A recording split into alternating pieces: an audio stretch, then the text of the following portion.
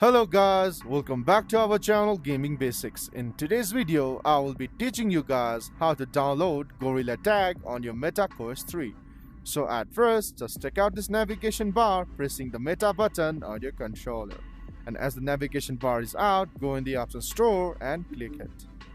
And after that, go on the search bar and type Gorilla Tag. And after you type it, hit this button. And as the page loads, you can see Gorilla Tag at first and just click on here. And as you click it, you can see the option Get right here. But as you guys can see, I've already downloaded the game. I can't download it again.